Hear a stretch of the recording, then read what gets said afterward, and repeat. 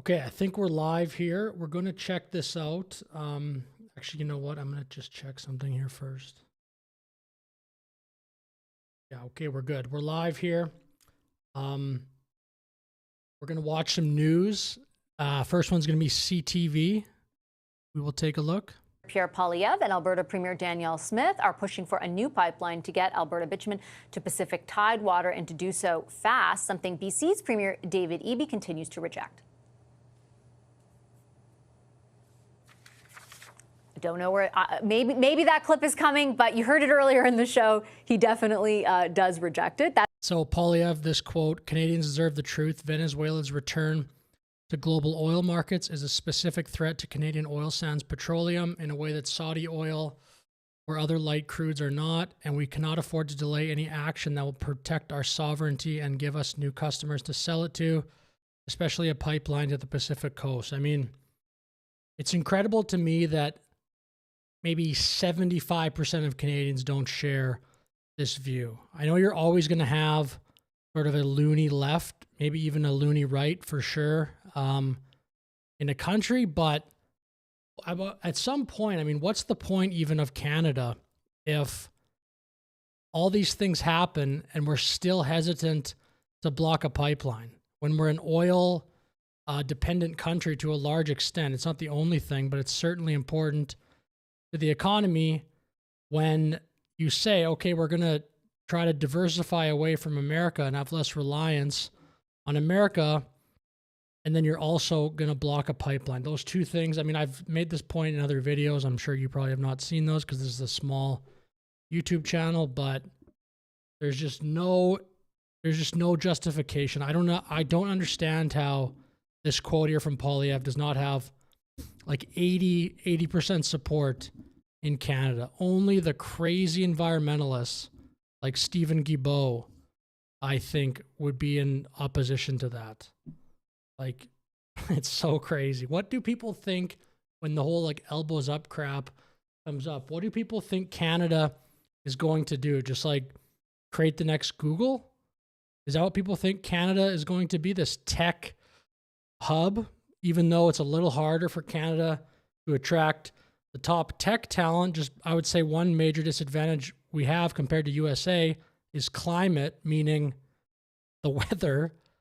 Like I know there are some good tech companies in Canada, such as Spotify, but there's not, or Shopify rather, but there's not nearly as many as America. I don't know what people think Canada is going to be in the future, if not an oil superpower, at least in the medium term.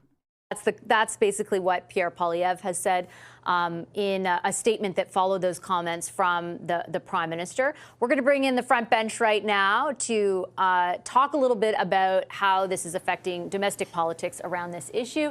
Joining us tonight, senior advisor, I should say, to the Liberal Ontario governments of Dalton McGuinty and Kathleen Wynne, Dan Moulton. He's now a partner with Crestview. I've been making this point in other videos. I made this point on CBC. What do you think the odds are? I find these panels interesting to watch in Canada. What do you think the odds are that everybody on the panel is going to be either left-wing, centrist, or, yeah, I would say that. You're not going to get a true right-wing perspective, I doubt it, on the panel. We will see. I mean, I've not seen this yet, but that's so typical.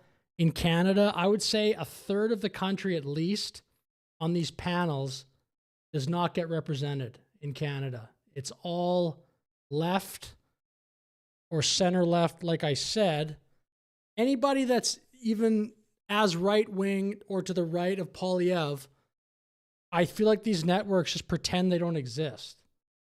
And like, oh, Canada is just going to be a debate between NDP, Liberal, and then maybe the Erin O'Toole wing of the Conservative Party, which is, from what I understand, a pretty moderate conservative wing. There's definitely a real populist conservative movement in Canada that's not as big as it is in America, I would say, but I think still pretty big, never represented on these TV shows. Strategy. Next to him, that's Shakir. And by the way, like I know I'm kind of on a rant here, but that's bared out in how popular many right-wing conservative YouTubers are right now. There's almost none on the left. The left wing, I guess, would just be, CTV, CBC, etc. But on the right, you have Moose on the Loose, Jasmine Lane, The Pleb Reporter, Sunshine Baby, that Clyde Do Something. Those people obviously have huge audiences. Someone is watching their videos, maybe not huge, but big. That's basically the same word, but you know what I mean. If you watch CTV and CBC, you would think those audiences are just not out there in Canada. They're hardly represented, but we'll see if I'm going to be correct here. Chambers, he worked in Prime Minister Stephen Harper's office before becoming a policy advisor to the International Trade Minister. Kathleen Monk is here in studio. She's former director of communications to the late Jack Layton, now the principal owner of Monk & Associates. And next to her, Stephanie Levitz is a senior reporter in the Globe and Mail's Parliament Hill Bureau. Hi, everybody. Hello. Nice to see you. I promise we will have that clip, I believe, from David Eby in a moment. But in the lead up to it all, and we explained this a bit earlier, Stephanie, like there was a letter that came out last night from Pierre Poilievre basically saying, like, you got to approve a pipeline fast given this uncertainty. I thought what was very interesting in the way that the Prime Minister responded today was there was so much less daylight between their positions. I have such a doomer, black pill negative mentality on the pipeline for Canada. I don't think the pipeline is going to happen anytime soon.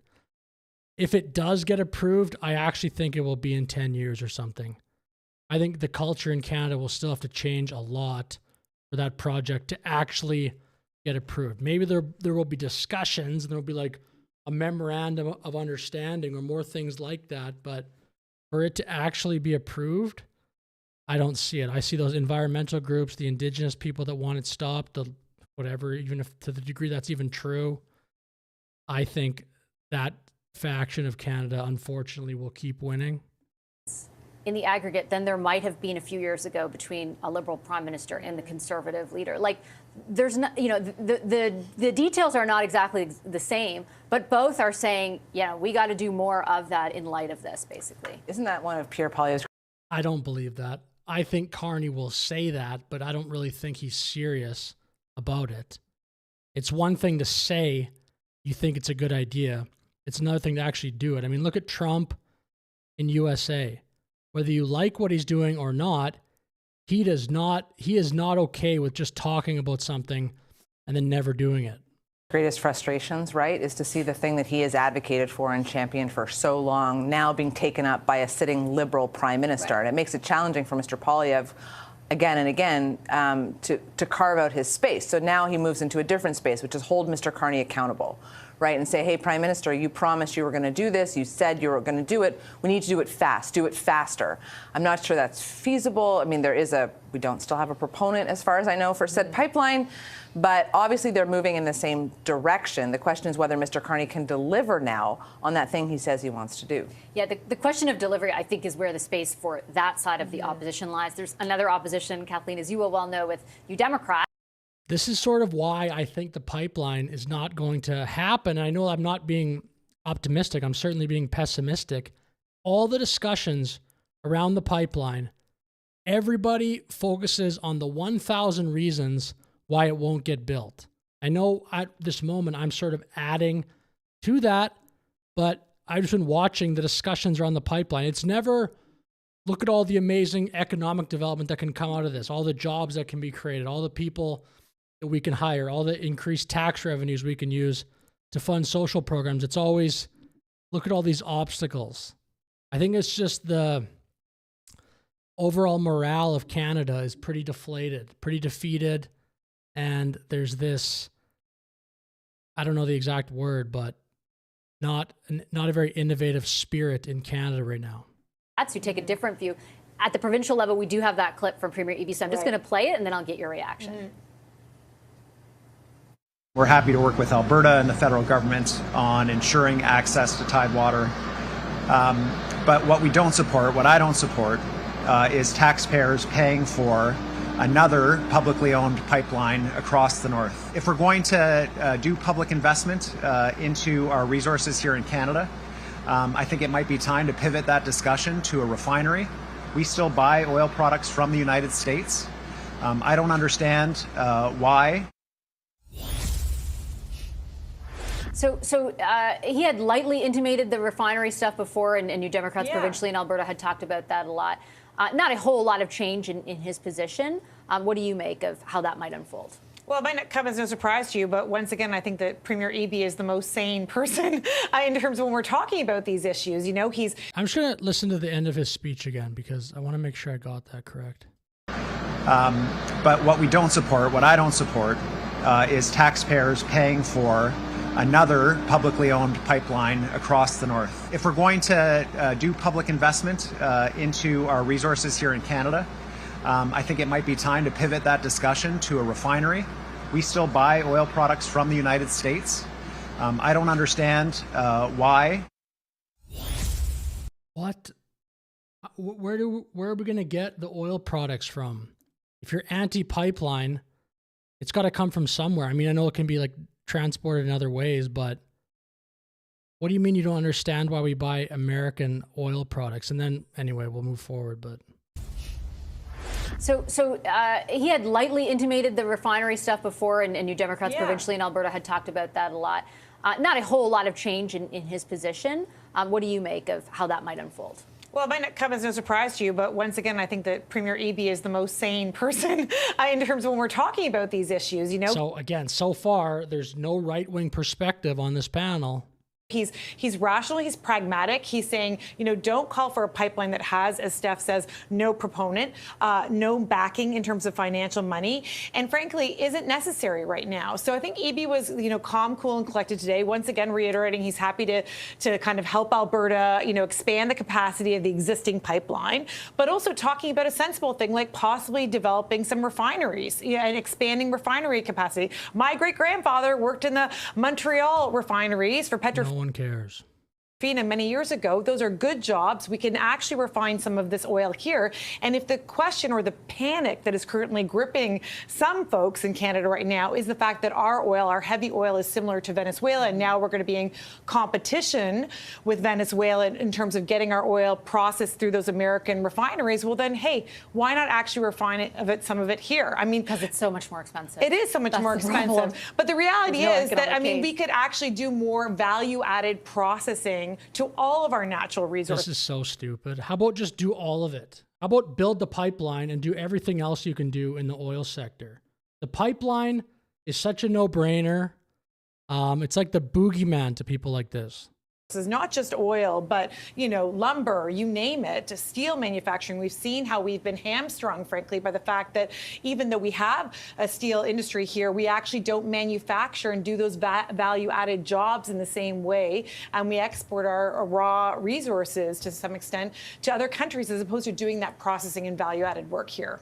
Yeah, I think that definitely exemplifies sort of the different lines of argument around this. It's just, again, unique, Dan, that I think like there is less space between what you're hearing from conservatives and liberals at this moment in time. And it feels as though, particularly for the liberals, and I don't mean this as a crass a way as it sounds, but what is going on in Venezuela, the potential of more competition from there, almost provides a little bit more political coverage to take a position that would not have been as salient for them, you know, as recently as a year ago. Absolutely. What's happening in Venezuela? They'll come up with some reason, though. They'll come up with some reason that the pipeline shouldn't work. Like you'll hear a justification like the woman just gave about, let's just refine oil. She was talking about steel for some reason, but we'll see what this guy says.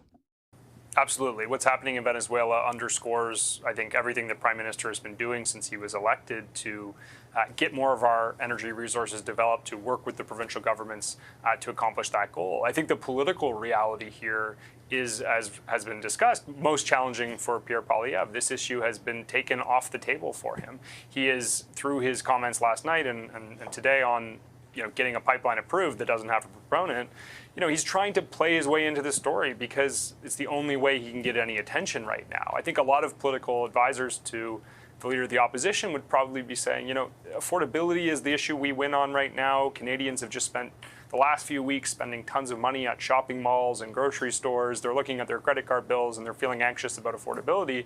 But Pierre Poilievre could have started the new year with a real focus on that issue, And I think it would have landed like a tree in the woods, right? I don't think there would have been any attention on it. We wouldn't be talking about it tonight. And so I do think it was smart of the Conservatives to try and deal themselves into the story that we would be focused on today, and that Canadians would be, the news media and Canadians would be paying a lot of attention to. The trouble is there's just no room for them in this, right? Like as you point out, there's no daylight really between the two positions. I don't think the Conservatives are going to move many votes on it. It's just this sort of attempt to get into the news and get some attention on their argument here. The only chance. Is that true? There's not much daylight between the two positions? I don't think that. Like, I'm not the biggest Poilievre fan, but I definitely think he's way more serious about building the pipeline than Carney is. Carney's way too polite about it. Carney seems like, in theory, he's fine with his one pipeline. Then he'll talk about carbon competitiveness a bunch. But I don't think Carney's willing to offend people to build it. I think that's what you need to actually build it, because for the last 15 years, the environmentalists, Indigenous leaders in Canada have been pandered to so much that they feel emboldened to block stuff like this. And I don't think Carney's willing to do the difficult thing to say, look, sorry, we're building it anyway. I think there actually is a lot of daylight between the two positions. I definitely like the statements I've seen recently from Poilievre on this issue. I see for there to be more daylight is on what sort of Steph and Kathleen referenced, Shakir, which is like execution, right? Because eventually there isn't a private proponent, but there is a proposition coming in July, apparently, according to the pipeline's new website, which has just gone up on the Alberta government's page. Like, there will be some sort of submission made, and ultimately a decision, I think, will have to be made in one way or the other. The Prime Minister will have to be more unequivocal about his position on the prospect of that pipeline. That's not in the near term. Like, that's not in the next few weeks. Like I said, even Alberta has set out a timeline for that submission, not until the summer. Maybe they're playing the long game around that, but it still is very different than what you would expect. For example, if you put that letter out last night to Justin Trudeau, what Trudeau would have said in response. Yeah, for sure. I mean, there's not a lot of wiggle room here for Pierre to kind of attack Carney on this issue, but I think you and Stephanie have it right. It's about the accountability and making sure this government executes. I know they like to call themselves Canada's new government, but I mean, look, unless this guy, this black dude, drastically changes his tune, what is the point of these panels? These panels could be very interesting if you had alternate views. Every panel in Canada that I've seen, probably in my entire life that I can remember, everyone just agrees with each other. Maybe there's a little bit of difference, but they just talk. There's no point to these panels then. Just have 4 separate interviews. If there's not going to be any debate. Listen, under Trudeau, they were very good at making announcements, very good at signing things. So this guy apparently is a conservative strategist, but we'll see. Very bad at implementation execution. Mark Carney has said a lot of great things, and hopefully he can deliver, but right now he's not really delivering on a lot of things. So I think for Pierre Poilievre, the thing here right now is make sure that whatever Carney says he's going to do, an MOU is nice to see, but are you actually going to move forward? If we get a private proponent, are you actually going to go to David Eby and say, you know what, this is going to move forward regardless of your opposition? I think that's where Pierre is trying to find some daylight, ensuring that things do get done. Because again, Carney came to power saying we're going to build things at speeds unimaginable. So let's get this done, right? Let's move this forward. And I think Pierre, he understands this is a conservative issue that Carney has taken a hold of, but the one thing he can do is ensure this gets executed properly and gets delivered to the people of Alberta and to Canada at large. Okay, I got to take another quick break. But okay, so that wasn't bad, but okay, let's see some disagreement now. We'll see what happens, but anyway, they take a break. I guess we'll play what Carney says here. Or this is about, it looks like the next topic is going to be about Freeland advising Zelensky, but why not give them, so they're just going to move on, I guess, subjects. Why not give some people some ability to debate this stuff? Again, what's the point of having a panel?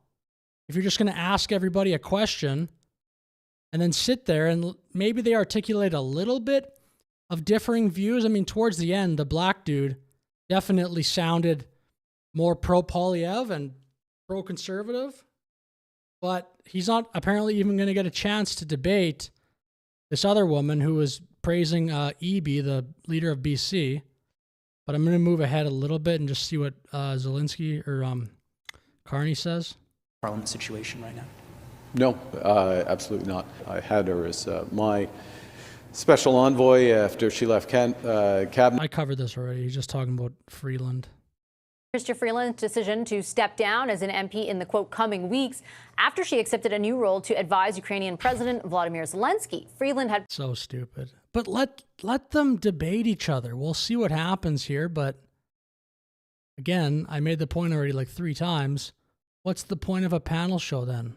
Previously said she would not run in the next election, but her announcement to eventually resign while advising a foreign government continues to be scrutinized. Carney, as you heard in that clip, also said he did not ask Freeland to stay on, despite the Liberals being only a seat away from a majority. Let's bring back our front bench, Dan Moulton, Shakir Chambers, Kathleen Munkin, Stephanie Levitz, to talk about that. Dan, I'll start with you on this one. What do you think is like really I can't be the only person that would watch that and wonder why you don't let them debate.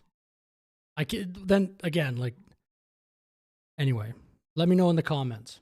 Happening here? Why it is surprising to me, just given Ms. Freeland's like extensive experience, that it wouldn't have been obvious from a perception perspective that like felt weird not to resign right away. Well, I mean, look, the first week of January 2026 has put a pretty high bar on most surprising development. I don't think there's a lot surprising about what has happened here. Chrystia Freeland's exit from the federal government has been a long time coming. I think it's been clear that she would be leaving the government in the first place, leaving cabinet, then leaving Parliament altogether. That was sort of a very obvious outcome, and we're at a point now where that is happening. I think the Prime Minister was pretty clear. Man, Americans must watch our news and laugh. We're so polite. The answer should automatically to this story, Freeland accepting this advisement role with Zelensky while still being a sitting MP. She's announced she will step down, but nobody knows exactly when. The first response should be, this is absolute garbage. This should not be allowed to happen. It's insanely unethical. It's incredibly divisive, I would say. Not even divisive, because I think everybody should just see that as insane and inappropriate, but I don't think we're going to get those type of answers on the panel. It's going to be like a watered down version. We'll see. I mean, this guy so far in the white glasses has basically said nothing. Today, he didn't, ask her to stay on or encourage her to. That the dynamics of the minority parliament situation didn't seem to be on his mind very much. When we are in an environment in which the majority-minority question is so razor thin, each individual MP, obviously they draw a lot of attention, and there's a lot of interest in the dynamics of how this impacts Parliament. The reality is that this is not an unsafe seat for the Liberals. A by-election will be held. They are almost certain to win it. And so I'm not sure it's going to be the great focus of the coming weeks or months beyond the moment that we're in right now. It's fair to say, I'm not sure this... You just get accepted onto this show by giving the most vanilla answer possible? Will be the probably. That's probably how you get invited back. But let's get some fireworks here. Even CNN in America, they have a bigger Overton window than these Canadian shows. I would say it's not fully, like they would not probably have somebody on like Nick Fuentes on CNN, but they'll get people who are definitely MAGA Trump supporters and have some good arguments.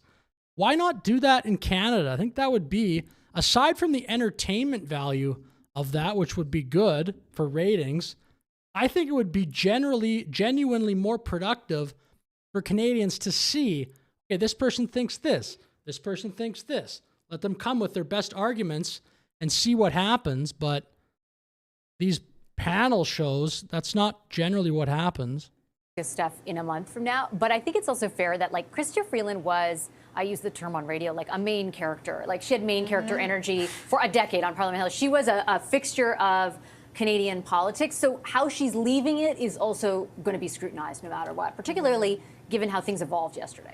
I would agree on that at that point. I mean, and it's, there's lots of reasons that people will say, I intend to eventually resign, and then slow walk their way out the door. The way that yesterday was handled, though, was so curious to me, Vashi, because you have Volodymyr Zelensky. I can see why he would have announced. Curious. Is that criticism? It was curious? Just some ambiguous word? Again, we are so polite in Canada, and we are so left-wing. I would say, though, a lot of people on the left, I'm not saying people on this panel, because I don't know them, I'm not going to accuse them of doing things. People are not polite when they talk about the right wing in Canada. Maple, MAGA, they will be as critical as they want of right wingers. It's the appointment. It's his appointment to announce. I can see why he was doing it now on the cusp of this major summit in Paris. But then to have an entire day's worth of criticism after criticism after criticism piling up of Ms. Freeland accepting this job while she was still a sitting MP, with no word from her, no word from the Prime Minister, that didn't fly to me like a carefully coordinated exit for someone who, as you say, has been the main character for a very long time. A source close to her was telling, all of our media outlets basically that she had told the Prime Minister. So what's your opinion? The woman that just talked, give your take on it. Do you think this was the right thing to do? Yes or no? But that didn't happen. By the way, this woman, I think her name is Vashi. I'm pronouncing that right, I think. I think she's pretty good, although I would wish this, again, I'm broken record, I wish there was more discourse and debate on these shows. On the 24th of December, it seemed like, he was in the air for part of the day yesterday, but then I was hearing they couldn't get a hold of her to figure out what. Anyway, that's how it went down. It does, Dan does point to, though, the sort of razor-thin nature of this parliament right now. The Prime Minister himself acknowledged by-elections, Matt Genereux, this one. There also might be one for Bill Blair, should he get the UK High Commissioner job. Jonathan Wilkinson, should he be headed in some capacity to Europe, for example. Then we're hearing from a Conservative MP who says that the Liberals, Kathleen, approached him to cross the floor, and he rejects that prospect. He said, it's important for my constituents to know that I, like others, this is Scott Anderson, have been approached by the Liberals and asked to cross the floor to join them. I have no intention, he writes, of crossing the floor today, tomorrow, or ever. Regardless of what you offer me, it would be a betrayal of my constituents, a betrayal of the office to which I've been elected, and a betrayal of my own personal core beliefs. What do you think? Based. I heard about this. I had not seen the quote yet. Good for this guy. Good for him for making it public, too, because it's good to know. I have no intention of crossing the floor today. Yeah, good for this dude. About that. Yeah, well, it's an interesting story. I mean, when a story like this comes out, you have to ask yourself why now and who does it benefit, right? And I think there's some other questions you want answered too. Like, we don't hear from Mr. Anderson on things like who approached him, who did he talk to, were they informal or formal questions? So yeah, I was just going to quickly say we asked for an interview today, and that request was denied by the. Yeah, and that because maybe that story isn't as great. It's great in print, but maybe it's not as great when you actually have to talk about the details. Like, so is he lying? Is that what she's saying? Is he a liar? Again, this sort of highlights what I just said 2 minutes ago about people are polite in Canada until it's a Conservative. Then they let all those guardrails in their mind go. Now she's, I think, accusing him of lying or of being deceitful, at least in his statement. But I would say it's because he's a Conservative. So to heck with that guy.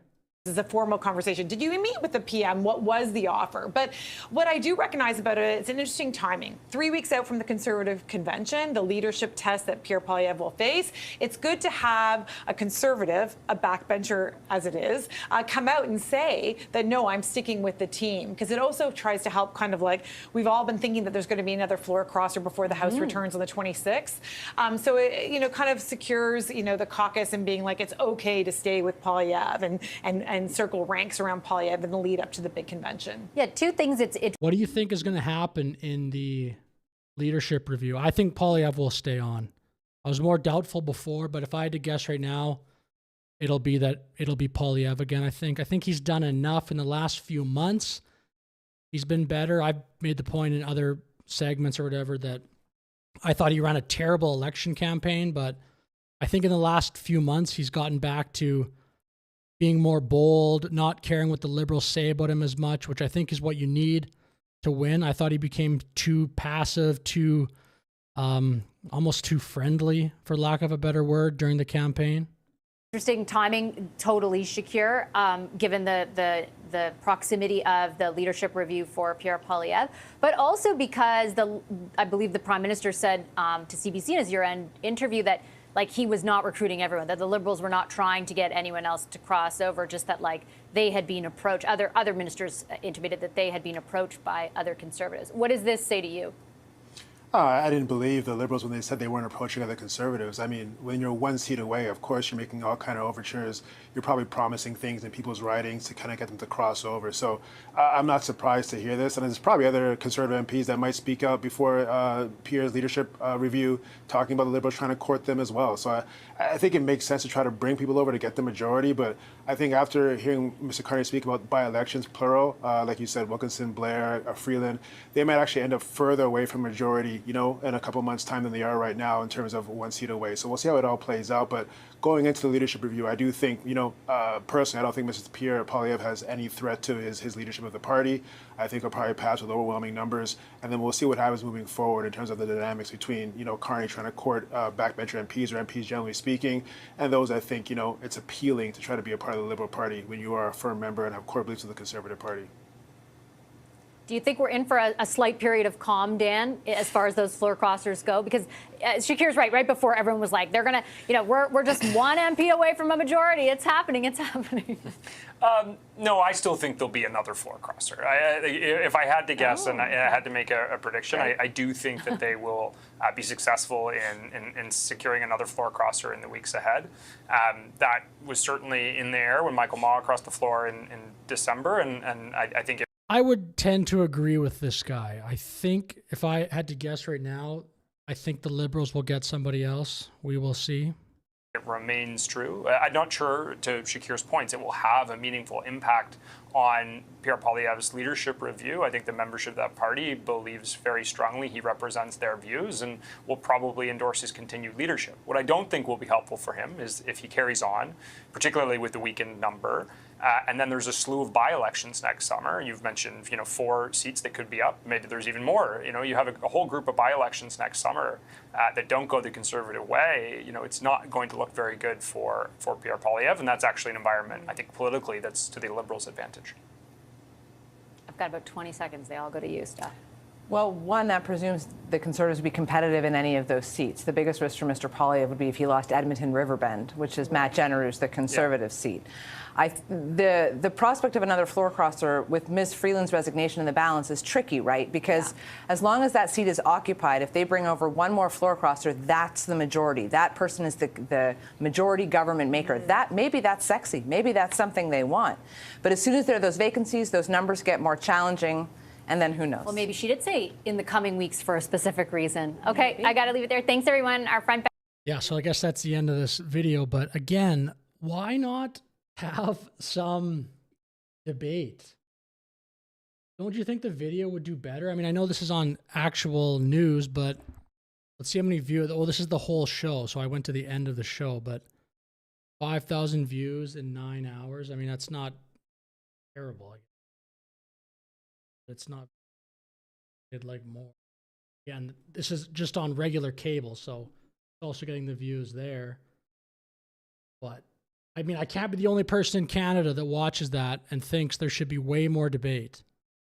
Like if you watch CT or again CNN, which I'm not even saying is the best thing ever, there is way more discussion on CNN than that. There was literally no debate there the entire time. And I played another CBC, I think it's called Power and Politics, yesterday. And again, there was no debate. So what's the point then of even having a panel? And again, aside from the fact that selfishly it'd be more fun to watch people kind of scream at each other, I honestly think it's better for the country to do that. You'll draw in more people that aren't political wonks that might become interested in politics because they see a spectacle, and then you get people in the door. I think that's better for Canada. I also think it's generally better for democracy and just to see what are the true opposing positions. Because if you watch that, how are you supposed to know if you're an independent, undecided person, which a lot of people are? No idea there got stress tested whatsoever. I don't think anyone would have watched that and had their mind changed at all. So I don't think that's good either. I'm trying to find another. We can find another panel here, but the CBC one. Yeah, I'm just looking through videos here to see what we can come up with. Well, just because I did talk about it quite a bit, I'll go to CNN and see if I can get, see if we can watch some of their recent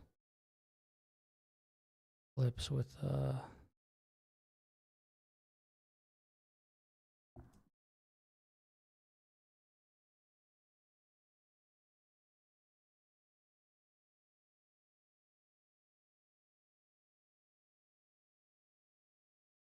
this is 1 month ago. Ugh.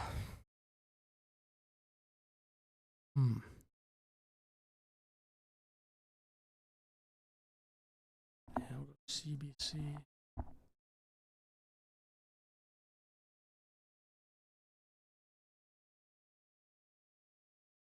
Okay, I guess I didn't watch this one yet. It looks like kind of a panel. There's an interview, which I'll skip over. It's just 2 interviews.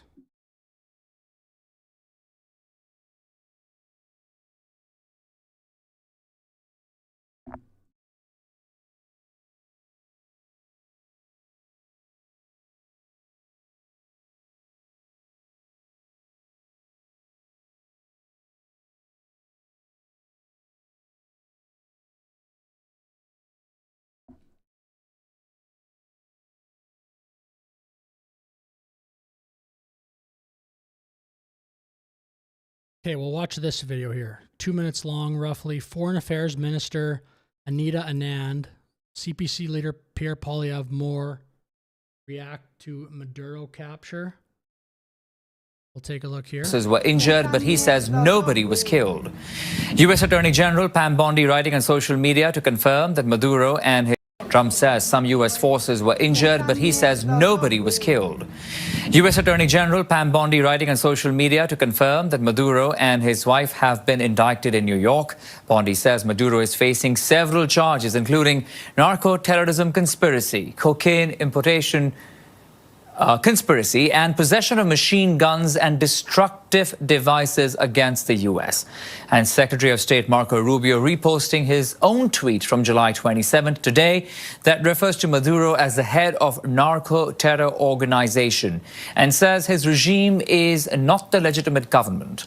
And here in Canada, Foreign Affairs Minister Anita Anand has also responded to the attacks with a... I am definitely pro this attack online. There's a lot of discussion of people being like, oh, I'm anti-war, I'm anti-interventionist. I think a lot of people, Marco Rubio even mentioned this in an interview, I think a lot of people view the world through what happened in Iraq. Not everything is Iraq.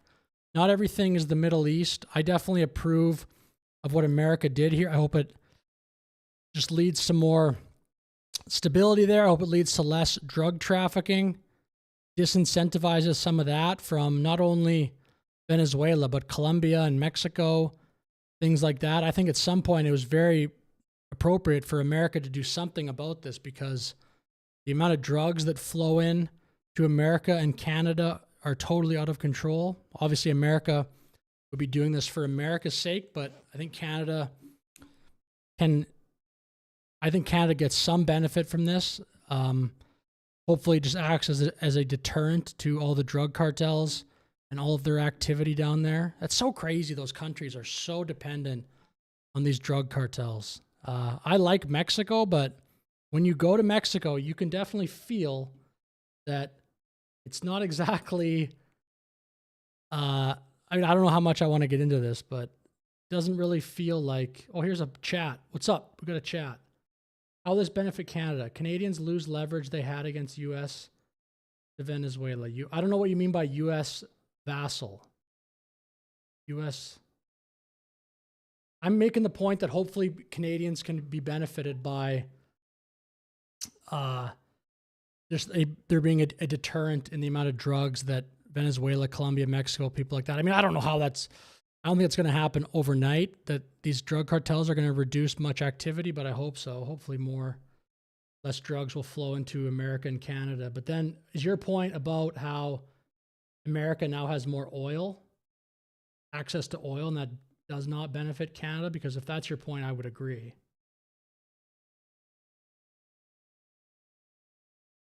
Yeah, if that's your point, I agree, but I don't know what you mean by U.S. vassal, that last part in brackets. Maybe that's just me being dumb. Statement posted online saying in part, since 2019, we have refused to recognize any legitimacy of the Maduro regime. She goes on to say, quote, Canada calls on all parties to respect international law and we stand by the people of Venezuela. Alberta heavy crude oil will be replaced with cheap. Yeah, so, okay, that's a good point. I mentioned that, I think, earlier in the stream, and I was saying why there's more incentive. There should be more incentive now for Canadians to figure out how to actually build the pipeline, not just talk about it. But you make a good point. Will be replaced with cheap Venezuela oil, heavy oil, which will impact. Yeah, but I think that does hopefully kick Canadians in the butt to build the pipeline, get the oil out to other markets, get more revenue that way. I think it could be hopefully a win-win situation. Venezuela is a U.S. vassal. Okay, I see. Thank you, Mode Avion. Yeah, it'll be interesting to see how much it is. I mean, Trump explicitly said, we're going to take the oil or something like that. I'm paraphrasing, but I think he said that or something to the effect of that. And he said, definitely, we're going to run Venezuela. It's just, how long will that happen? Does he mean fully run it? I saw that the interim leader now, or the replacement for Maduro, I believe she gave some verbal commitment to America that they're going to give them millions of barrels of oil. I don't know. Yeah, we'll see what happens with the situation. It'll definitely be something to follow. Venezuela. More reactions coming in, where Conservative leader Pierre Poilievre writing on social media, congratulating Trump on the arrest of Maduro. Pierre Poilievre says the legitimate winner of most recent Venezuelan election. What do you think, Mode Avion? Are you liberal or conservative, or what do you think about what happened in Venezuela? Meaning, do you support what happened or are you against it? You don't have to answer that if you don't want to, obviously, but shout out to you for chatting. This is a new YouTube channel, relatively new. I'm definitely new to live streaming, that's for sure. But it's pretty fun. Let's see what Poilievre says here. More reactions coming in, where Conservative leader Pierre Poilievre writing on social media, congratulating Trump on the arrest of Maduro. Pierre Poilievre says the legitimate winner of most recent Venezuelan elections, Edmundo Gonzalez, should take office, with Venezuelan opposition leader Maria Corina Machado, who also won the Nobel Peace Prize. United Nations Secretary General. I just don't know if that will happen. The legitimate winner of the most recent Venezuelan elections, Edmundo Gonzalez, should take office, along with the courageous hero and voice of the Venezuelan people, Maria Corina Machado. I think American news channels were asking Marco Rubio and stuff like that about the situation as well. I don't know how realistic, though, that will be in the short term. I think the Americans in the world will probably have to deal with the current regime in place, which is probably a bunch of Maduro's guys and girls there. Maybe in like the medium to long term, there can be some change, but I don't know if U.S. wants to actually get in the business of full-on regime change. I think plucking out Maduro and bringing him to America to stand trial is a lot different than trying to full-on regime change the government. I think Poilievre's wife is Venezuelan, I think. I could be wrong on that. United Nations Secretary General Antonio Guterres says he's deeply alarmed by U.S. military action. Mode Avion says, Trump admin believes in the Monroe Doctrine. Yes, I've heard about this recently quite a bit. They want to dominate the Western Hemisphere, which includes Canada, Greenland, and whole of Latin America. Yeah, I hope they don't dominate Canada. That's for sure. The Greenland situation will be fascinating. The leader of Denmark said it will be the end of NATO if America actually pursued that and did military action in Greenland. I mean, Greenland's a Canada would be, yeah, man, I don't know. Or, sorry, maybe you're not a man, woman, I don't know. But the whole Monroe Doctrine thing, fascinating. I don't know how much of this will be realistic because Trump has around 3 years left in his administration. I don't know how much will change. I mean, I've seen some people online, I think it was Tucker, saying that the action in Venezuela is a pretty dramatic change in foreign policy. It's sort of, I think he said it's the difference between a republic and what phrase did he use? The beginning of the empire stage of America. I mean, I don't fully understand the Greenland situation. Why? I mean, of course, I don't claim to be an expert in foreign policy, but we'll get back to this video here. In Venezuela that sets a dangerous precedent, a spokesperson said today ahead of a likely UN Security Council meeting. Diplomats say Venezuela and Colombia, backed by Russia and China, have asked for the 15-member Security Council to meet following those US strikes. Okay, I'm going to get to another video here. That video really didn't have too much information aside from what we saw about Poilievre's statement, I guess, but we'll see what we can find here. I might go to an actual react to a big right-wing creator. I'm going to go to Jasmine Lane, see what she's been saying lately.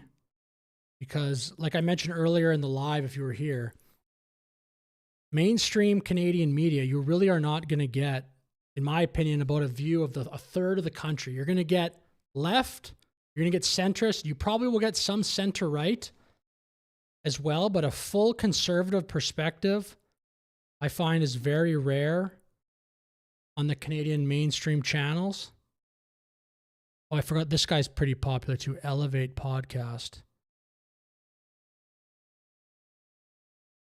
So I'm just going to play a little bit of this Jasmine Lane video just to see. Maybe I'll bounce around between her and some other people, maybe Moose on the Loose, to see what the conservative view right now is, more so in Canada. Jasmine Lane here. I think Jasmine Lane, by the way, is the best conservative YouTuber right now in Canada. There's some other people that are pretty good, but I think Jasmine Lane consistently is putting out the best stuff. I like some other people as well, but $2 billion deal with Venezuela, I heard earlier, on oil assets. Is that with America? You're talking about another address? Is that what you're talking about? America? $2 billion deal with Venezuela, I heard earlier, on oil assets? Because, yeah, that could be. I heard it in terms of barrels of oil. So the dollar figure very well could be the same deal I heard about. It's quite fascinating. The ramifications for Canada too are could be amazing, because it definitely could put way more pressure on Canada to prioritize the oil industry even more, which I think would be good. I think regardless of what happened in Venezuela, I'm definitely pro the pipeline. Okay, thank you. Another address. I'm definitely pro pipeline. I'm definitely pro doing everything we can in the oil and gas sector. Obviously, not doing it in a reckless way, but I'd definitely be probably to the right of most, maybe not even to the right of most Canadians, but definitely the right-wing position in Canada on oil and gas. Mode Avion, I'm Australian. The word conservative doesn't have the same meaning as it once did. America just exported their culture wars via X and Rumble to the Anglosphere. Yeah, I don't disagree with that. The American culture is so powerful. I'm like pretty much a right-wing guy too, so I mean, someone who's more left-wing might not like that, but I definitely agree with you that American culture is so powerful. And yeah, especially in the last 3 or 4 years, X and Rumble have been pumping out information a lot. And a lot of that would be pro. Like, certainly X has changed so much since Elon took it over. I have another gripe with X that's a little different. I think X has the worst algorithm on all of social media. I think large accounts get a massive amount of priority on X. It's almost impossible, I find anyway, to get an audience on X. It seems like you see the same 30 accounts every day on X. It's like cat turd and who else is big there? That Gunther guy. It's always, and in the reply sections, it's the same people constantly on X. Let's see what Jasmine Lane has to say here. It was really, really beautiful. The Liberals are absolutely melting down. Mark Carney is borrowing conservative talking points and copying Pierre Poilievre again. And the truth is finally out. Doesn't matter how much you try to pretend like it's not happening. We know. So she sounds a lot more optimistic than I do. I think this would be on. I mean, it's hard to say exactly what she's talking about. Maybe I'll just continue.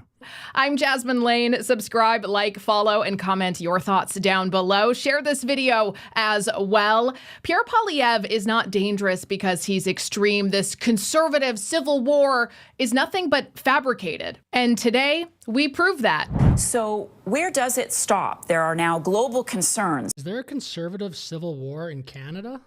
I haven't heard. I guess the people that would be crossing the floor are the Liberals. That would be part of it. I haven't even heard of that, what she just said there. I'm assuming she means Canada. I've definitely heard that in America with Tucker, Candace, Fuentes, Alex Jones, Ben Shapiro. There's Steve Bannon. There's definitely a lot of tension in America. I was not aware of that much in Canada. About Trump's ambitions. Look, Venezuela was the blueprint. The president actually went in, kidnapped a sovereign leader, and did it with very little outcry from the international community. We already know that the Pentagon has been drawing up plans for a military takeover of Greenland. The president, in addition, has said. So here's some evidence-based responses to that. Number one, Maduro was not a sovereign leader who was kidnapped. One thing that's interesting, though, is that it was Maduro himself who described the event as a kidnapping when he was. I'm going to move ahead a little bit just to see what she says here. So there's a post here from Melanie Jolie. Let's see what Jasmine says about this. National partners to hold those accountable for human rights violations. The Venezuelan people deserve to live without fear and in peace. Also, something quite notable is. I actually like that. It's probably the only statement I've ever seen from Melanie Jolie that I agree with. Probably the only one. Canada will work with our international partners to hold those. Oh, but okay, this is 2024, September 9th. So I don't know. This is not a recent statement. Never mind. Accountable for human rights violations. And now Kamala Harris is. Okay, now she's responding to this. I just don't want to basically just watch her YouTube video. I feel like that's $1 million. Kind of corny. So she's responding now to this post from Clay Travis, who's a pretty popular right-wing commentator in America. For information leading to Maduro's arrest. And now Kamala Harris is posting all over the internet about how outraged she is. This is interesting. Kamala, the January 3rd. So this would have been after Maduro was taken. Donald Trump's, I wonder what word you're supposed to say there. I know the Liberals will say, oh, he was kidnapped, stuff like that. But abducted, brought to justice, I will say. That'll be my phrase. Donald Trump's justice, or at least brought to the court system. Donald Trump's actions in Venezuela do not make America safer, stronger, or more affordable. That Maduro is a brutal, illegitimate dictator does not change the fact that this action was both unlawful and unwise. We've seen this movie, blah, blah, blah. Come on. Yeah, and then Clay Travis is bringing up the fact that the Biden administration said on Friday, this was post. Oh, what the heck? I guess, well, this post would have been, yeah, beginning of the year. This is right before Biden left office. Biden admin said on Friday that it was offering $25 million for information leading to the arrest of Nicolas Maduro. Wow. That was not that long ago. That was still less than a year ago. That he was arrested, and it's like, girl, you literally issued essentially a bounty of some sort so that you could arrest him because he was a fugitive wanted on long-standing U.S. indictments, including narco-terrorism and drug trafficking charges. You can't say terrorism on YouTube? What? I know you can, but maybe she's trying to. Anyway, I don't want to criticize that too much. Maybe trying to hit the right ads. I'm going to move forward, though, to hear the clip from CTV she responds to. On the largest oil reserves in the world, and we know that Canada refines oil very similar to Venezuela, I think that does now take a lot of leverage away from Canada, which means I think Donald Trump is. So this is what Mode Avion was talking about, I believe, if you're still here. If not, all good. His plan for economic takeover of Canada is coming into clearer picture. As we look at Greenland, however, I think given what we saw play out in Venezuela, the president is now more bold and not less to actually follow through with a military takeover, because we haven't heard much from the international community, and I doubt even NATO allies would actually push back if, in fact, that's what the Trump administration decided. So the Greenland situation, I think there's. Okay, so I kind of get a little bit of, this isn't exactly what I was hoping to find with this video. A little bit of jazz. Oh, I'm going to go to this. This is quite interesting. I'm going to move forward. Another panel. I don't know exactly when this was, but maybe we'll get some actual disagreement here. That's what I'm hoping for. I think this clip's not too long, but anyway, I'll play it here. Only with you. I really think how we feel about the actions of President Trump in this matter are irrelevant. And what we should be thinking of as leaders in the country is, well, what are we going to do now? And doing nothing is actually a decision. You just can't sit back and watch it all happen and not think that you're not going to be impacted. You are. World oil is going to be impacted. Canadian economy is going to be impacted. And with such a big power move that just happened in Venezuela, you have to think for yourself in terms of, okay, right, Canada, what are we going to do next? Putting out a statement is essential. I think both of them put out the statements that they wanted to put out from a political, partisan point of view. But I got to tell you, I care about Canada.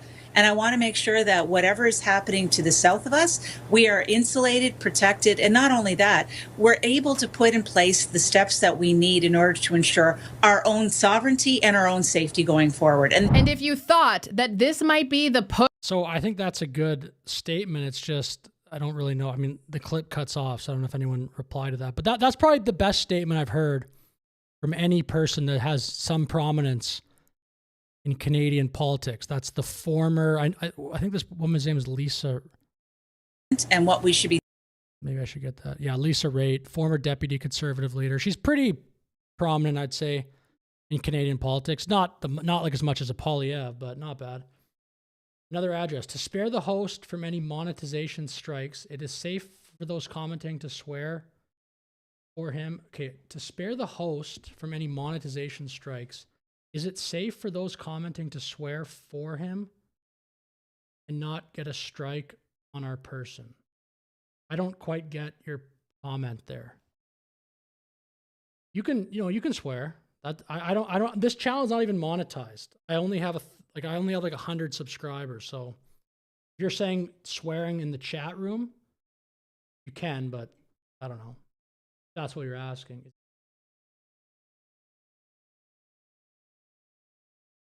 Strike on her. Well, yeah, I don't think I can get it. I mean, I could probably get penalized in some capacity if that's what you're asking, but not by the chatters. I doubt it. And my channel's not even monetized right now.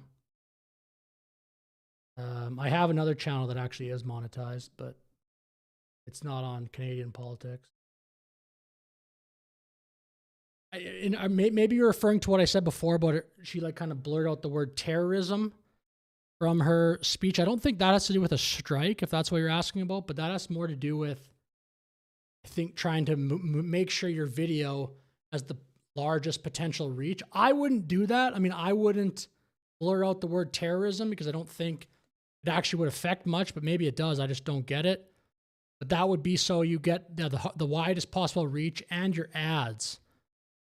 There might be some advertisers that don't want those buzzwords to come up. Like I know there's one word that I actually won't say because I think it actually does get triggered, but it's like, and there's no real but it's like the more intense word for sexual assault. That word rhymes with grape. I know lots of people on YouTube don't say that. They'll say grape because I think that word does do something, but it might not. I mean, I think YouTube's pretty sophisticated and they look for the context and they look to see what you're what exactly you're saying. Thought I heard you say something about wanting to say a few. Yeah. Another address. I was talking. I didn't probably make the point very good. That was this person I'm reacting to blurred out the word terrorist. Some sort, so that you could arrest him because he was a fugitive wanted on long-standing U.S. indictment. I think it's here. If I don't find it right away, I'll just move on. Including narco-terrorism. Yeah, so that. You don't see how she didn't say... She didn't, instead of saying narco-terrorism, obviously I'm fine with saying it because I don't actually think it really matters, but she blurted out, or maybe some editing software blurted out. Maybe it wasn't even her. So I know like there are these software programs that'll go through and change certain things or get rid of little dead air. If you're ever not talking for a little bit of time, it'll just sort of squeeze that together. But I'm going to go to another video here. Let's see what this guy has to say. I don't know if anyone in the chat knows about this guy, but this Moose on the Loose dude, he might be the top. Like, he might do better than Jasmine Lane, even if you look at the numbers, because he puts out a lot. I mean, I don't know, maybe it's close, but he puts out a ton of content, and like this is basically 2 or 3 videos every day. 2 videos, it looks like, a day, and they all get quite good viewership. And they're not even short videos. Like, they're not 8-minute videos. They're a little longer. 22 minutes. Yeah, so this guy's doing well. The United States should have Greenland as part of... So the title of this video is Trump Eyes Buying Greenland. Carney moves to block him and piss him off, I think. It kind of cuts off the title. Yeah, piss him off, exclamation mark, a question mark. We'll see. More so, I'm just playing this to get a feel of what the right wing in Canada is talking about. Let's take a look. Yeah, Maud Avion, that's interesting. He comes up a lot in my algorithm too. I don't actually watch any of these people that often, but that's not because I don't like their videos. There's not a lot of YouTube channels that I'll watch consistently for whatever reason. I'm sort of sporadic in my viewership. But who are some other big Canadian YouTubers that you guys are aware of? Let me know in the comments if you want. But my basic thesis is a lot of the big Canadian YouTubers are right wing, but the actual like CTV, Global, CBC are more left wing. So maybe that makes it hard actually if you're a left wing YouTuber, because your takes and stuff are going to be similar to what is on CBC with a huge budget. As that might actually make it more difficult in a way for a left-wing YouTuber. The United States should have Greenland as part of the United States. There's no need to even think or talk about this in the context that you're asking of a military operation. We've got some wild... Dang, that's pretty direct language there from Stephen Miller. Accusations here. Welcome back to Moose and Loose. My name's David. Today, we've got a CBC pundit claiming that Pierre Poilievre is compromised. There's more mud being slung his way. We've got a bunch of updates here. We've also got Donald Trump trying to acquire Greenland. He's pushing hard on this. And what does Carney do? He tries to piss him off. Let's jump into this. Starting this one off, we got Shreya Teest here. So I don't mind this guy. I think his videos are good. I think Jasmine Lane, though, is still a cut above. I think Jasmine Lane has more unique takes when I watch her stuff. And I think Jasmine Lane also does break news. I've never seen this guy do interviews with any big Canadian newsmakers, I'm not saying that as a knock, but for Jasmine Lane, I have seen that. She's done big interviews with just politicians and stuff in Canada. I believe she's interviewed Poilievre, but then other people as well. This guy's more commentary, which it's all good. Let's see what he says here. I hope this graph is true, but I don't really buy it. Pointing out how the Liberals are in free fall in Quebec as the NDP surges in the province. So he's got this modeled out here. Yeah, you can see the NDP support surging in Quebec. And yes, Liberals are in a nosedive. Bloc has gone up, Conservatives have gone down a little bit. Not like that really matters in Quebec. Moving ahead, we've got Mark Carney's big expensive picture. That's interesting. I've seen this X account as well, the Shreya Teest. I've seen some people questioning the methodology, but that probably happens with every pollster. Oh, it even says here, in this box, if you can see that, it's probably pretty small, but the person says, I do not conduct polls, election modeler. So whatever that means, you got to kind of trust their model. But it looks like the Liberals are going down, but I don't know. I don't buy that. I also don't think it really matters that far away from an election. Pointing out how the Liberals are in free fall in Quebec as the NDP surges in the province. So he's got this modeled out here. Yeah, you can see the NDP support surging in Quebec. And yes, Liberals are in a nosedive. Bloc has gone. Is that a surge, though? The NDP has what, 10%? Not even on that graph? Up. Conservatives have gone down a little bit. Not like that really matters in Quebec. Moving ahead, we've got Mark Carney's big expensive picture here, flying over the big gas guzzling jet to take photo with all these buffoons. Coalition of the Willing. Funny enough, is that Jared Kushner? Looking at it here, I can't even. See, I think this guy might have the editing software I was talking about. His videos are kind of cut together, but that's not blurring out the buzzwords. I think maybe he's editing that himself, or I've seen those editing softwares that try to get rid. So if you're talking like this, and then you take a break like that, it'll try to squish that together so you sound more like I'm talking like this, take a break like that. I don't actually like those editing softwares. I think they feel less natural than just somebody talking. But Coalition of the Willing, Together for Peace and Security. I think that's Carney right here, if you can see the cursor. But I don't think America's a part of this.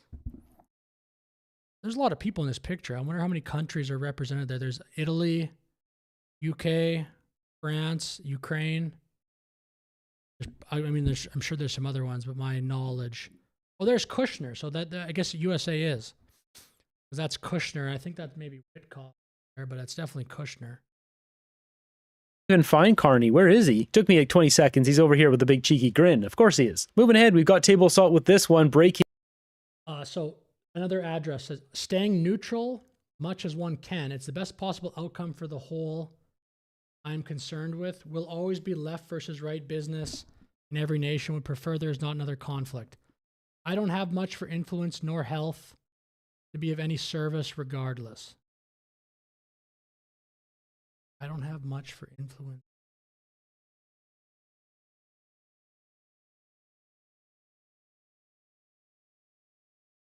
Yeah, so essentially you're saying you're more independent politically, I think. If there's no, yeah, I think if that's what you're saying, that's cool. I think most people really aren't that partisan. I think that most people would be willing to switch their vote if information came up. Obviously, that's not everybody. There's maybe on average, there's like a third of people that are left, a third of people that are right, and a third of people that would change their vote. But I'm going to only stream a little bit longer. I'm kind of getting tired, so I'll play a little more this year.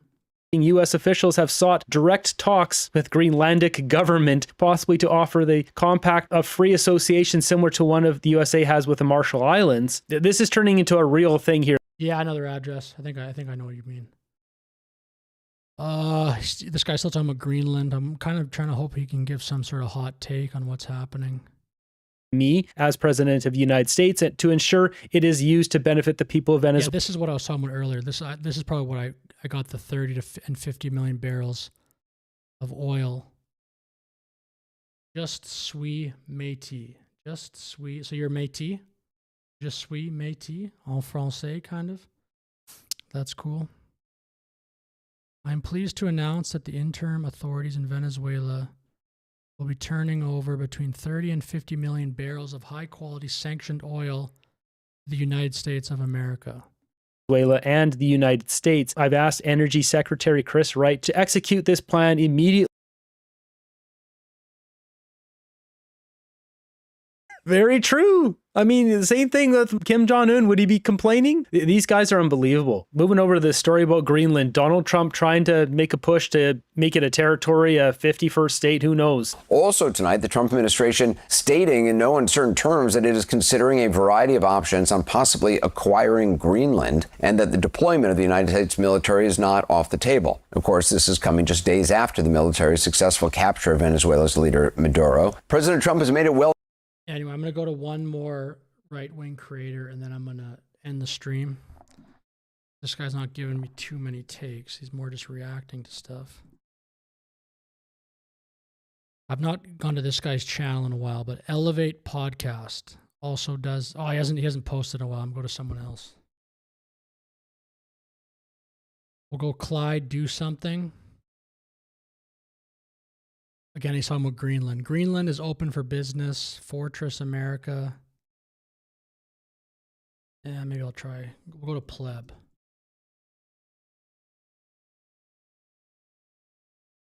I think Pleb took a pretty big break, but it looks like he's back. Talking about Venezuela. Let's take a look here. The Pleb is pretty funny. And now, if you don't know, now you know. Now you don't know. China to invade the United States. Also tonight, the black community reacts to Trump's capturing of Maduro, with many of them calling Trump gangsta and even going as far as saying he's a real ninja. And in our Yeah, Pleb is funny. Pleb is probably the best on camera of any of the right-wing people. He took a long break, but he is pretty funny. Arrest him too. You can't. I want to go to some of the. We'll go to that. We'll put the little thing here. We'll see what Hassan has to say. In the chat today are going to fucking talk like this is a fantastic moment and Trump is the great liberator. Bitch, he's saying you're a rapist, okay? I need you to understand this. If you are a fucking Venezuelan expat, if you are a Venezuelan refugee living in the United States of America, understand something. He is saying you're a rapist, drug dealer that will get sent to fucking CICOT. Okay? It doesn't matter whether you like Maduro or whether you hate the Chavistas or whatever the fuck, okay? He will use you like a pawn. Okay, you're like a cum rag. That's it. Now, Hassan's response to this whole situation comes as no surprise. We all expected this. And you know what also I expected? Transgenders supporting Venezuela. Oh, clown world. Hands off Venezuela! Hands off Venezuela! That is so funny. I'm sure there's going to be so many crazy Venezuela meltdowns. I have not seen that many, but... Did not want this. We want free healthcare. We'll take even just... What is this voice? It sounds like you're on... At least she's making an argument, though. Again, I support what America did here, but that's a better argument than just shouting about Venezuela. Because as an American... I mean, I could see... I definitely am sympathetic to the argument America has about, especially if you're lower income, you have no health care, no free health care, but this massive military that gets spent on like crazy. But the problem with Canadian healthcare is it's just so fucking slow. So stupid. Let's see some more. Crowd chanting USA, USA as Maduro pleads not guilty. Mi amor. Mi amor. Mi amor, y venga para acá usted, pechocho. So I think this is a Venezuelan celebrating that mi amor. Gracias. Yeah. Let's listen to the left. Yeah, this is funny. Looks like another Venezuelan celebrating here. Yeah, dancing to the Trump dance. I don't know if that's a Venezuelan American or a Venezuelan in Venezuela. A Venezuelan woman says she's embarrassed by pro-Maduro protesters near the U.S. Embassy in Ottawa, Canada. They don't represent Venezuelans. The majority of Venezuelans I've seen online are happy that Maduro got captured. Even Ana Navarro, who is a left-winger. Well, actually, I think she used to be right-wing, but she's on The View, and she does not like Trump at all. Even she was excited by the news. Said it brought her to tears. A message to all the leftists who feel entitled to speak for Venezuelans. Anyways, on to the next clip. And in our last Venezuelan clip here of the night, this Venezuelan woman puts the left in check here and basically completely tells them exactly how it is, that they need to shut the fuck up because they don't know what they're talking about. If you are not from Venezuela, you better shut the fuck up. I've seen a lot of videos of gringos trying to explain Venezuela to Venezuelans. You don't even know the difference between Venezuela and Mexico. You can't even point Venezuela in a fucking map. You don't know what is to live in starvation. You never saw a family member dying because you didn't have the medication, while the members of the Chavismo are walking with Rolex in their hands. Yeah. Do you want to know how many people died trying to come to America, going through a jungle? Do you want to know how many women were there? We are 8 million of Venezuelans who have left Venezuela. You don't Yeah, this woman is cooking. know what is to live like that. You are too freaking busy eating your Starbucks with almond milk, you motherfucker. I have a question for you guys. That is so good. She is roasting. She's talking about white liberals here, ripping them. To live like that. You are too freaking busy eating your Starbucks with almond milk, you motherfucker. Almond milk. Question for you guys. Where were you when they were killing us? Yeah. Where were you when they were killing students? Students who didn't have any weapon. You were too freaking busy drinking your Starbucks with oat milk. So you better shut the fuck up and take Venezuela out of your filthy mouth. That is so funny. Yeah, we'll go one more. I want to see what this black guy says here. To a nigga whole country, bomb that motherfucker and kidnap the president and his wife. Bro ain't bullshitting. Bro ain't bullshitting. And y'all nigga thinking y'all can get away and y'all nigga got warrants and shit for getting caught with 3 fines and shit. This nigga just kidnapped the whole president. Nigga. How y'all gonna fuck with that? How we gonna? I'll finish the video after this with a funny meme I saw. It's Trump's face with AI, I think, over what 6ix9ine was saying about stealing. It's really funny. I'll end the video with that. Fuck with that. I fuck with Trump. Hey, I'm with you, Trump. Jesus, nigga, like, yo, you stepping down. That nigga just stepped down like a whole gangland boss, nigga. That nigga just stepped down, nigga. I'm Trump. I fuck with you. You might be. Okay, I'm gonna go to the next one. Uncle Donnie is a bad motherfucker. Uncle Donnie is a bad motherfucker, boy. True. I got chills, man. Looking at the videos of people. The best one was I assume the woman from Venezuela. Yeah, I'm gonna find that clip I was talking about of 6ix9ine, but it's actually Trump. He's like, I stole that shit. I stole that shit. I don't have my, I don't even know if there's anyone watching right now. Let's see what the stats are. Starting a new channel is always a little bit interesting. If you're in the chat, say hi. But I'm trying to find the... Oh, there's 24 live viewers. Nice. I'll take that. Yeah, if you're in the chat, say hello.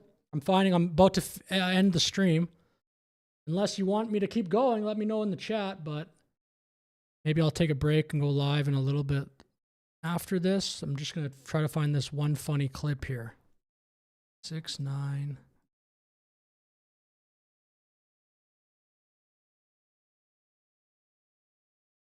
Hello, Catherine. How are you? Katerina. Sorry. Katerina K. Playbabe 6187. Hello, Hej. Is that Swedish? Hej. I'm going to assume that's Swedish, but I also don't know. It's early in the morning. So many may not see the video till... Yeah, true. Well, plus it's a stream. It's fine. It is early in the morning, you're right. But that is fine. If you're watching, I'd appreciate if you subscribe, because I'm at probably 100 subscribers or something. And if I get to 1,000, then I can turn on the monetization, which would help me out. So I'd appreciate that if you take the time to... Oh, hello from Denmark. Very close. Nice. Denmark. Very good. Well, hello to you. Is that the same greeting in Swedish? Maybe not. I'm trying to find this video. Where the heck? Oh, here it is. Here it is. It's not exactly the one, but hey, check this one. This is so funny.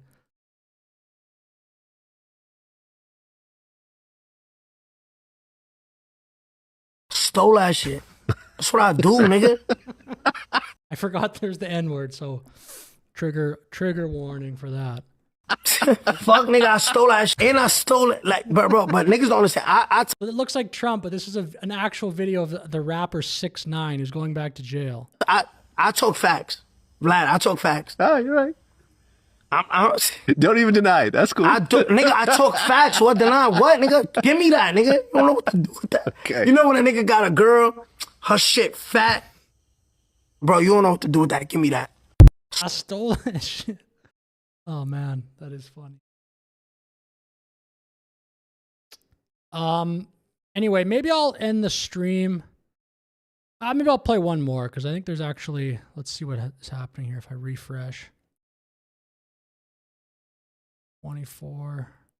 Yeah, no, I'm going to end the stream. Maybe I'll go live later today, but I'm going to take a little break. But anyway, thank you for watching. Thanks for the comments in the chat. That was a lot of fun. Have a great day, everybody. Hello to you from Denmark. I know people were in here from Australia. That's very cool. Wherever else you're watching from. Thank you for tuning in.